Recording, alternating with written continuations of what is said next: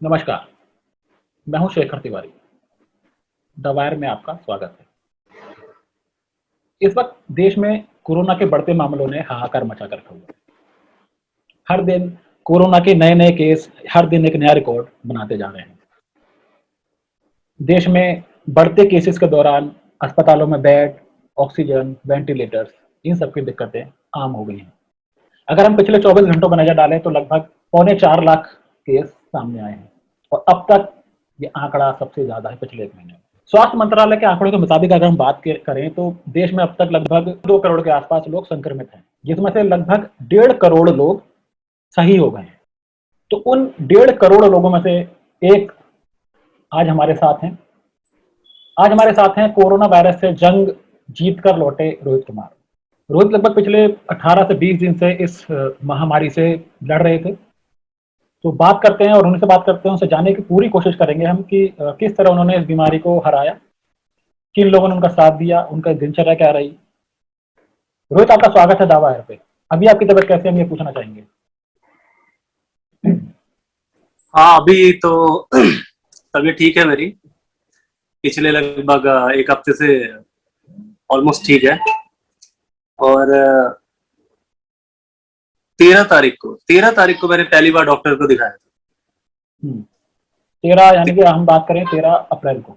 13 अप्रैल को, हाँ। 12 अप्रैल को थोड़ा सा मैंने अनईजी फील किया था। तो हालांकि ऐसी कोई तबीयत खराब नहीं थी मेरी, लेकिन फिर भी मुझे लगा कि अगर थोड़ा सा अनईजी फील कर रहा हूँ तो डॉक्टर से कंसल्ट कर ही लूँ, क्योंकि इन दिनों ये सारी चीजें काफी सुनने में आ रही थी। तो 13 तारीख को मैं चला गया डॉक्टर के पास। गया तो नॉर्मली मैंने बोला कि अभी बस थोड़ा सा हल्का सा फीवर लग रहा है मुझे, और बाकी ऐसी कोई खांसी वासी या और किसी चीज की शिकायत नहीं है, कोई ऐसी तबीयत खराब नहीं है। तो आप मेरे को कुछ मेडिसिन ऐसी दे दो कि स्टार्टिंग में ये ठीक हो जाए। 13 को मैं मेडिसिन लेकर के आया घर। तो 13 को जो मुझे सुबह या दोपहर तक फीवर नहीं था, वो शाम से मेरे को फीवर होना शुरू हुआ। 13 तारीख की शाम से। यानी कि पहले फीवर कम था, उसके बाद बड़ा फीवर। हाँ हाँ हाँ, जब मैं डॉक्टर को दिखाने भी गया था 13 की मॉर्निंग में, तो फीवर नहीं था। लेकिन मैंने एहतियातन सोचा कि डॉक्टर को दिखा लूं, दवाई ले लूं। उसके बाद 13 को शाम से फिर फीवर चढ़ना शुरू हुआ। 101, 102, फिर 14 को। अच्छा, होता क्या था कि जब मैं मेडिसिन लेता था तो कुछ टाइम तक फीवर नहीं रहता था। उसके बाद फिर दोबारा से वही 103, 104 तक मेरा फीवर गया।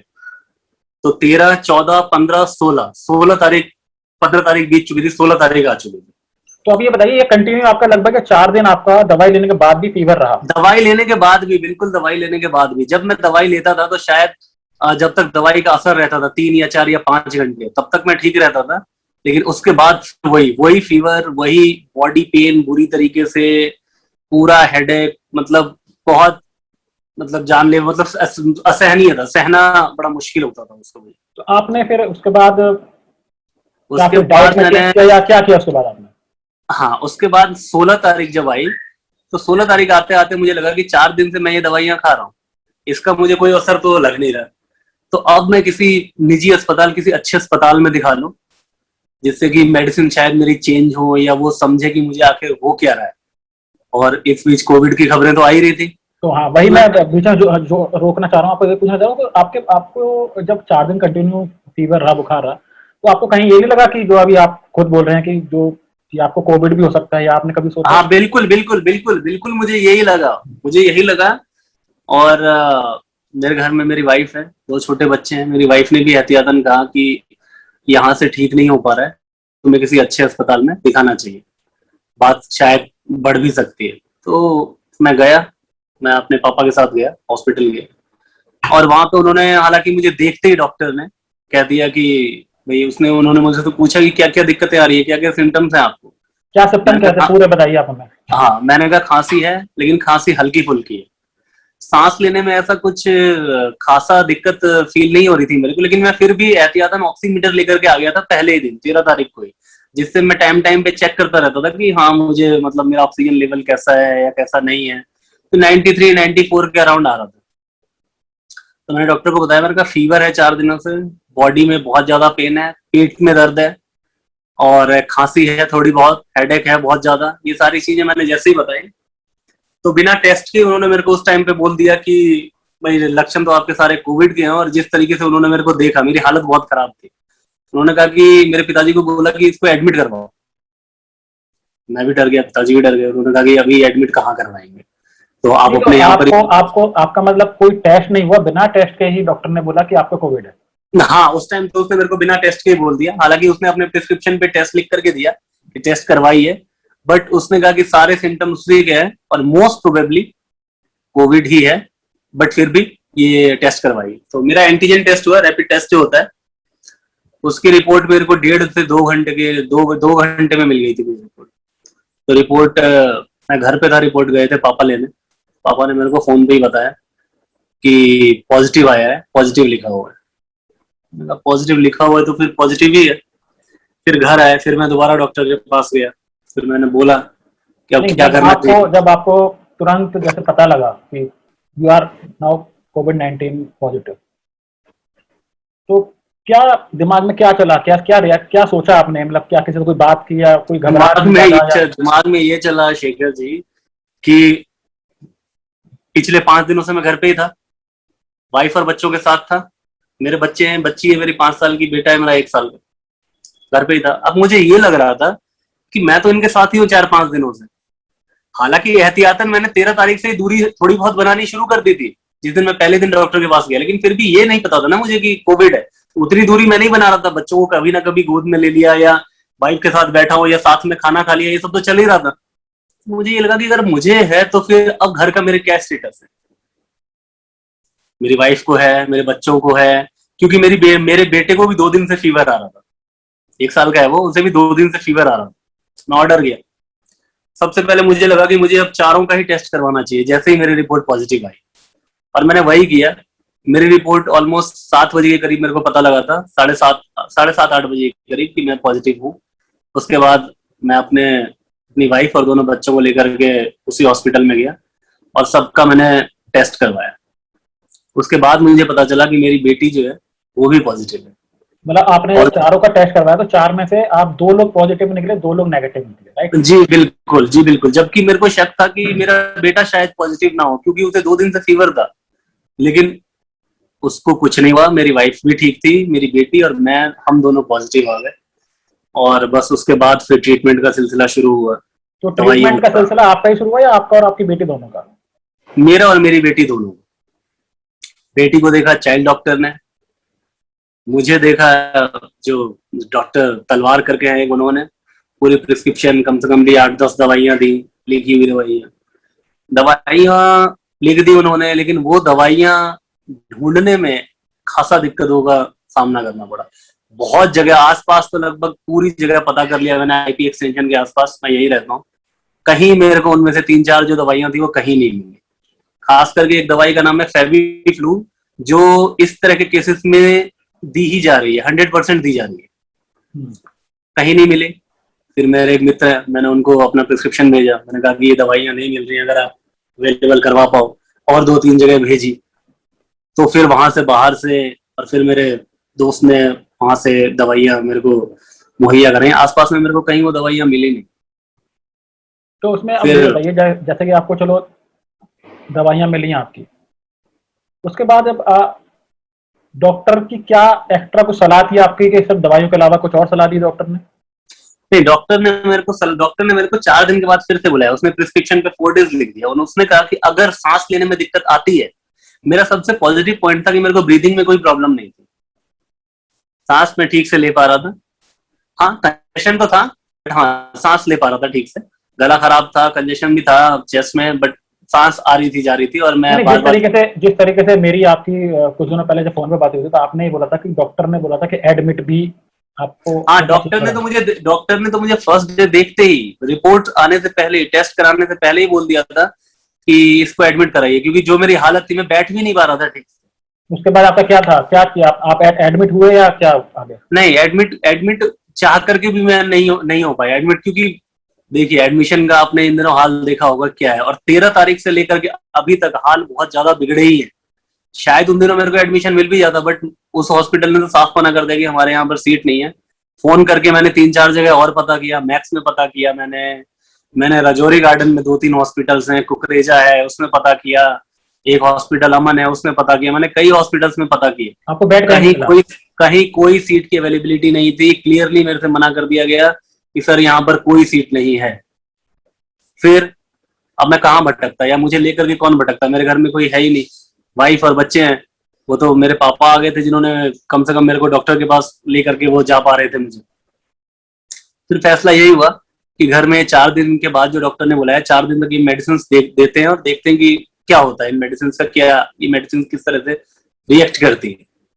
लेकिन उसके बाद भी 16 तारीख को भी मेरा वही हाल रहा, 17 को भी वही हाल रहा, 18 को भी वही हाल। नहीं तो जब जब 4 दिन की मेडिसिन डॉक्टर ने आपको दी तो उसके बाद आपके शरीर में क्या क्या बदलाव हुए, कैसे कैसे आपको किस तरह का दर्द होना शुरू हुआ, दर्द कहाँ हुआ, क्या क्या मतलब पूरा दिनचर्या कैसी रही आपकी? मतलब नहीं शेखर, 16 तारीख को जो मेरे को मेडिसिन दी गई ना, उसके बाद 18 तारीख 19 तारीख की मॉर्निंग तक ना मेरे अंदर कोई सुधार नहीं है।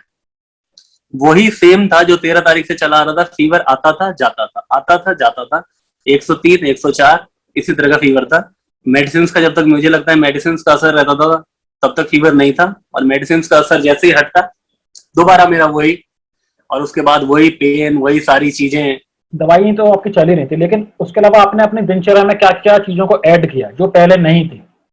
दिनचर्या में शेखर मैंने हाँ। दिनचर्या में मैंने ऐसा ऐड किया कि 19 तक तो देखिए मैं किसी हालत में ही नहीं था कुछ भी ऐड करने की, क्योंकि मैं बैठने तक की हालत में नहीं था। तो चलना फिरना तो आप बात ही छोड़ दो कि मैं चल फिर सकता था, या मैं, लोग कहते हैं मेडिटेशन या योगा, या मैं कुछ भी नहीं कर सकता था। मैं सिर्फ लेटे रहने के अलावा, बेड पे लेटे रहने के अलावा और कुछ भी नहीं कर सकता। वॉशरूम बहुत दिक्कत से जाता था, और वहां से वापसी भी मैं रूम तक बड़ी दिक्कत से आता था। उस दिन तक तो मैंने कुछ भी ऐड नहीं किया था। हाँ, जब मेरे को फीवर आना बंद हुआ, यानी कि 20 के बाद से जब हल्का फुल्का मैं थोड़ा बहुत चलने लगा अपने कमरे में, अपने रूम में, तो मैंने थोड़ा सा वॉक स्टार्ट किया। शुरू में थोड़ा सा वॉक स्टार्ट किया। मैंने सोचा कि 20 कदम, 40 कदम, 50 कदम चल के देखता हूँ कि इतनी भी कैपेसिटी मेरी है या नहीं, 40-50 कदम का भी मैं हूं या नहीं। तो ये धीरे धीरे मैंने चलना फिरना शुरू किया, हल्का फुल्का योगा शुरू किया मैंने, ब्रीथिंग एक्सरसाइज जो होती है कि सांस लेना, इस तरह की एक्सरसाइज मैंने शुरू की।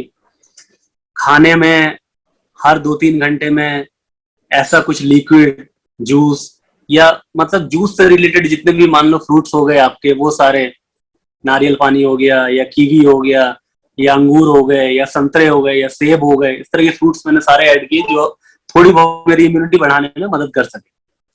और खाने का तो बिल्कुल टेस्ट था ही नहीं, ना स्मेल थी बिल्कुल भी। तो बस यही सारी चीजें फिर धीरे धीरे धीरे धीरे करके रिकवर होता गया।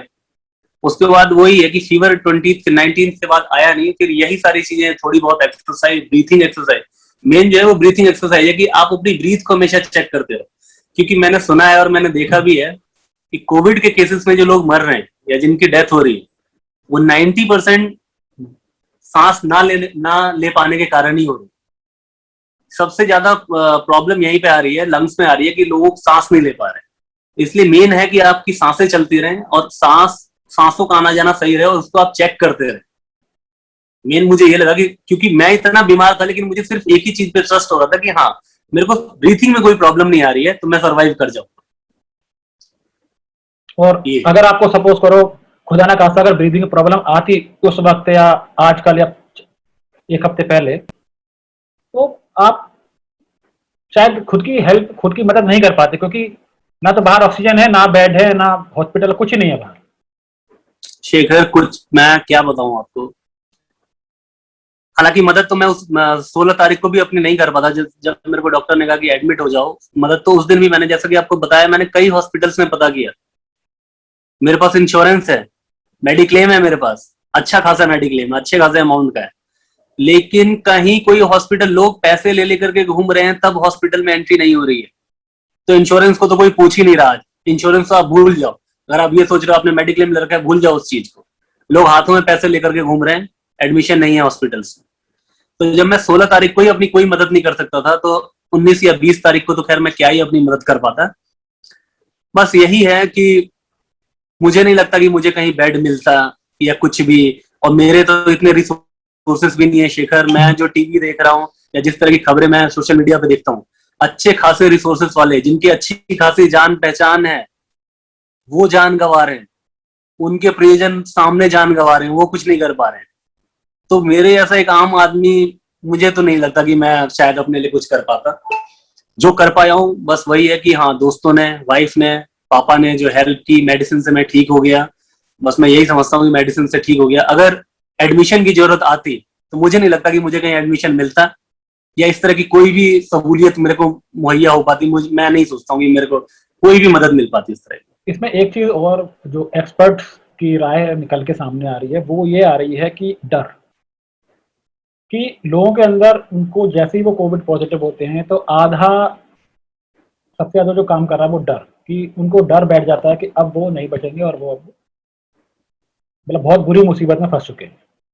तो आपने इस डर से कैसे जीते आप, कि आपने मानसिक तौर पे कितने इतने मजबूत कैसे हुए आपके, आपको लगा कि हाँ, मैं इस बीमारी से लड़ूंगा, मुझे लड़ना पड़ेगा, मुझे लड़ना चाहिए। हाँ शेखर, मैं इस बात के लिए कहूंगा कि जो आपने डर की बात की ना, अब मैं आपको सच बता रहा हूँ, बहुत डर लगता है। कि मैं बिल्कुल आपको बिल्कुल सच्ची बात बता रहा हूँ। जो लोग भी ये कह रहे हैं ना कि हाँ हमने सुना और सुनकर हम डर गए, बिल्कुल डरना लाजमी है, और डर बहुत ज्यादा लगता है। सुनते ही बहुत ज्यादा डर लगता है। मैं भी डरा था, बहुत डरा था। लेकिन मैं जब घर पे था, और जब मेरा घर पे ट्रीटमेंट चल रहा था, जब मैं आइसोलेट था घर पे, वाइफ नजर पे पड़ जाती थी, बच्चे नजर पे पड़ जाते थे, तो एक तो उनसे हिम्मत मिलती थी कि छोटे बच्चे हैं और उनका मैं ही हूं, तो मुझे ठीक होना ही होगा। आज नहीं तो कल मुझे ठीक होना ही होगा। दूसरा, मेरे आसपास दोस्त रहते हैं, एक दो दोस्त हैं मेरे, बहुत अच्छे दोस्त हैं। मुझे हमेशा से मेरे को ये लगता था, मैं बहुत टाइम से अपने उन दोस्तों को जानता हूँ, मुझे ये लगता था कि मेरे को कुछ होने नहीं देंगे ये लोग। मुझे कैसे ना कैसे, मेरे अंदर पता नहीं क्या था, मुझे लगता था कि मेरे को ये लोग बचा लेंगे, ये लोग मुझे नहीं होने देंगे कुछ। एक तो उन पे विश्वास था, बाकी घर में वाइफ और बच्चों को देखता था। पिताजी भी मेरे 4-5 दिन यहीं रहे, मेरी हालत को देखते हुए कि कब इमरजेंसी पड़ जाए, कब हॉस्पिटल ले जाने की नौबत आ जाए, कब क्या हो जाए, तो वो भी यही रहे। तो इन्हीं सब चीजों से हिम्मत, और खास करके बच्चों से ये लगता था कि इनके लिए तो बचना ही होगा, जीना ही होगा। परिवार से हिम्मत मिली, परिवार से, वाइफ से? हाँ हाँ, बिल्कुल बिल्कुल बिल्कुल हिम्मत मिली, परिवार से, वाइफ से, और जो मेरे एक दो दोस्त हैं जो मेरे आसपास रहते हैं, जिन्होंने बहुत साथ दिया उस टाइम पर भी, हर चीज मेरे लिए मुहैया कराई। क्योंकि घर पे मेरे है ही कौन जो बाहर जाता या कहीं से कुछ लेकर आ पाता। दवाइयों से लेकर के खाने पीने की चीजें, छोटी छोटी चीजों का, कि हाँ कोई भी दिक्कत हो किसी टाइम फोन कर सकता हूँ मैं उन्हें। तो इतनी लिबर्टी थी कि मैं 12-1 बजे भी अगर दिक्कत में आऊँ तो मैं फोन कर सकता हूँ उन्हें, और वो मेरे लिए कर देंगे जो मैं चाहूंगा, या जो मेरे को जरूरत होगी, या जो जिस चीज की मेरे को नीड होगी वो मेरे लिए करेंगे। तो ये हिम्मत थी कि हाँ, इतनी कोई डरने वाली इतनी बात नहीं है, लोग हैं तुम्हारे पास भी जो तुम्हारी मदद कर देंगे, वो लोग, वो तुम्हें कुछ नहीं होने देंगे। मेरे अंदर ये था कि वो मुझे कुछ नहीं होने देंगे। तो रोहित, ये बताइए कि जैसे जो अभी बाहर का जो माहौल चल रहा है, तो आप उन लोगों से क्या कहना चाहेंगे जो इस वक्त इस महामारी की चपेट में हैं, या ये समझ लीजिए आपको कुछ लोग अगर सुन रहे हैं, तो आप उनको क्या बताना चाहेंगे, कि कोई ऐसा मैसेज कि उन लोगों को एक संतुष्टि मिले, उन लोगों की मजबूती मिले आपके इस मैसेज से, कि हाँ, एक बंदा, एक आदमी कोरोना से जंग जीत कर आया है और हमें इसकी बातें सुननी चाहिए। तो आप ऐसी क्या बात उन तक पहुंचाना चाहोगे कि उनको मजबूती मिले, मानसिक तौर पर, शारीरिक तौर पर? शेखर देखो, मैं सबसे पहले आपको ये बोलूंगा, सबसे पहले तो ये है कि लोग अपने डॉक्टर खुद ना बने। आजकल मैं देख रहा हूँ कि सोशल मीडिया पे इतने फेक मैसेजेस फैलाए जा रहे हैं, अच्छा आपको ये हो गया तो आप ये मिलाकर पी लो, आप ये मिलाकर खा लो, इस तरह की कोई भी हरकत ना करे। अपने डॉक्टर खुद ना बने, डॉक्टर को डॉक्टर बना रहने दे और डॉक्टर को अपना काम करने दे। अगर आपको ऐसा कुछ लगता है तो आप डॉक्टर के पास जाए, और शुरुआती दौर में ही डॉक्टर को दिखा करके अपना इलाज शुरू करवाएं। अगर पॉजिटिव आप आ भी जाते हैं तो ऐसा कोई डरने वाली बात नहीं है। अगर आपकी ब्रीथिंग में आपको प्रॉब्लम नहीं आ रही है तो आपको एडमिशन की भी कोई जरूरत नहीं है। एडमिशन की जरूरत आपको तभी है जब आपको ऑक्सीजन लेवल कम होता जा रहा है, तभी आपको ऑक्सीजन की या बेड की या हॉस्पिटल की जरूरत है।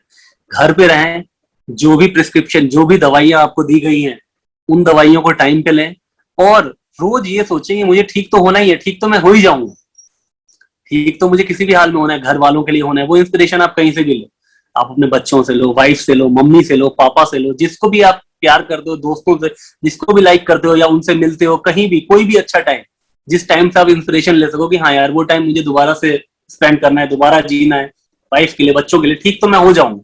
तो ऐसी इतना डर तो लगता है, लेकिन डर को इतना हावी ना होने दे कि मतलब बिल्कुल हताश हो जाए कि नहीं अब तो ये हो गया, अब तो बचने की कोई कंडीशन नहीं है, या आप इतने हताशा में हॉस्पिटल्स के चक्कर लगाने लग जाएंगे, नहीं मैं अगर हॉस्पिटल में एडमिट होऊंगा मैं तभी ठीक हो पाऊंगा। ऐसा कुछ नहीं है, मैं भी घर पे ठीक हुआ हूँ, मेरी कंडीशन चलने की भी नहीं थी, इवन बैठने की भी नहीं थी, सिर्फ लेटा ही रहता था, 7-8 दिन 9 दिन सिर्फ मैं लेटा ही रहा हूँ, पड़ा ही रहा हूँ। इसका मतलब ये नहीं कि मैं ठीक नहीं हूँ, मैं भी ठीक हूँ, आज बैठा हुआ हूँ, बैठकर बात कर रहा हूँ। तो डरे नहीं, पैनिक ना करें, डरे ना, पैनिक ना करें, दवाइयां टाइम पे लें, डॉक्टर को टाइम पे दिखाएं, डॉक्टर की सलाह माने, जैसे जैसे रिकवर करने लगे वैसे वैसे अपनी एक्टिविटी बढ़ाएं, फिजिकल एक्टिविटी, क्योंकि जब आप बहुत ज्यादा बीमार हैं तब तो आप बहुत ज्यादा एक्टिविटी नहीं कर सकते। मैं आपको नहीं कह सकता कि आपको 103 फीवर है तो आप वॉक करिए या आप ब्रीथिंग एक्सरसाइज करिए, उसमें आप नहीं कर सकते। लेकिन जैसे जैसे धीरे धीरे आप मेडिसिन से रिकवर कर रहे हैं, खाने पीने से रिकवर कर रहे हैं, तो एक्टिविटीज अपनी थोड़ी सी बढ़ाइए, इन्वॉल्व होइए किसी न किसी फिजिकल एक्टिविटी में, ब्रीथिंग एक्सरसाइज। जैसे मैं आपको बताऊं, मैंने सुना था शेखर और मैंने देखा था, तो मैंने क्या किया था जब मैं थोड़ा सा रिकवर होने लगा, तो मैंने सुना था कि ब्रीथ अपनी चेक करने के लिए ना बलून्स जानते हो, उन्हें बलून्स को फुलाना चाहिए। तो मेरे घर पे पड़े भी हैं, तो मैंने बलून्स फुलाने शुरू किए कि हाँ एक बलून में कितनी बार मैं उसे पंप कर सकता हूँ, जिससे मैं अपनी ब्रीथ चेक कर सकूं कि हाँ कितना होल्ड है मेरी ब्रीथ के अंदर। तो मेन है कि आप अपनी ब्रीथ पे कंट्रोल रखिए, सांस लीजिए गहरी, और पैनिक होने की कोई जरूरत नहीं है। हाँ, सरकार से, वो चाहे केंद्र की सरकार हो या राज्य की सरकार हो, सरकारों पे या हॉस्पिटल में किसी चीज पे निर्भर ना हो। आपकी मदद वही लोग करेंगे जो आपके आसपास, इसके अलावा कोई आपकी मदद नहीं करेगा। अपने आसपास के लोगों से बना करके रखें, उनसे बातचीत करते रहें, उनके संपर्क में रहें, उनके अलावा कोई मदद को आगे नहीं आएगा। ये कहना चाहता हूँ। शुक्रिया रोहित हमसे बात करने का, अपना पूरा जो आपने एक्सपीरियंस जो शेयर किया यहाँ पे।